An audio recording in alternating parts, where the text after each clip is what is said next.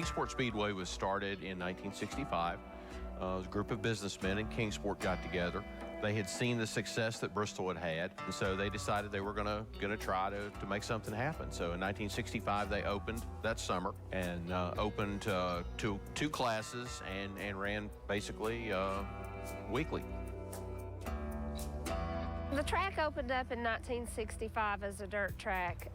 It went to asphalt in the late 60s, used to host a lot of Grand National races. We've had Dale Earnhardt, Harry Gant, Jimmy Hensley, John A. Utzman, just so many NASCAR greats that have raced here. When it comes to the history of Kingsport Speedway, David McGee wrote the book, literally.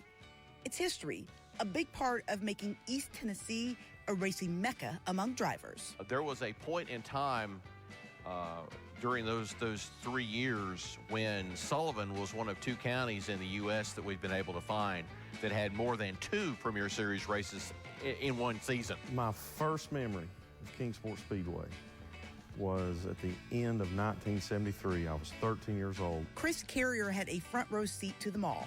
Now a NASCAR crew chief, he spent his teenage years watching the top names in the sport take on Kingsport. I remember my uncle was telling me who all these people were, and there was this guy from Asheville in a primered gray 64 Chevelle, number 11, and he was standing beside his car with a white short-sleeve T-shirt, blue jeans, and black work shoes.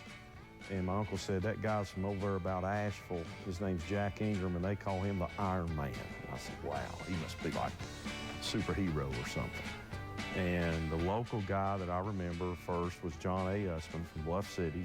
The Utzmans were royalty at Kingsport, and Larry Utzman right in the middle of it as he and his family raced against some of the top names in the sport at the time. I had uncles that raced, and then their sons raced, and then I'm a cousin, so I got involved with it. And even after NASCAR's top series left the track, Kingsport was still a magnet for the big teams for 2 reasons: its location and its racing. That was before NASCAR Cup racing got to be such a big thing. But it was just a few years before that. During the 1970s, when Lonesome Pine was in operation, you could double up and you could run Friday night at Kingsport and Saturday night at Lonesome Pine. And that's how you saw guys like L.D. Ottinger had a lot of success. Gene Glover had a lot of success. Brad Teague had a lot of success. It was centrally located, and it was a good, hard track. It provided a lot of competition. But that's just part of the story. What makes Kingsport Speedway different than most other short tracks is that it continues to thrive even to this day. In 1965, there were literally thousands of racetracks in the United States of America. And now the number is significantly less than that. It's somewhere around 1,000 or maybe under 1,000 now.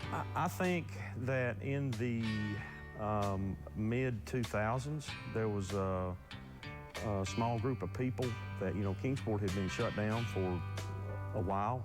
And I think there was a group of people, Robert Presley being one of those people, that came in and believed that we could, revive this and get it going.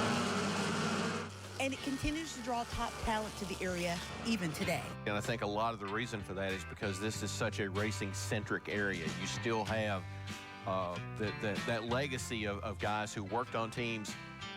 You still have the car owners. You still have some involvement at the grassroots level. We're really happy to be able to accommodate all those drivers, fans, sponsors, and we've had several drivers that have actually driven on all of the surfaces that we have had over the years. So, and just keeping with family traditions and just, to keep these guys coming back no matter what.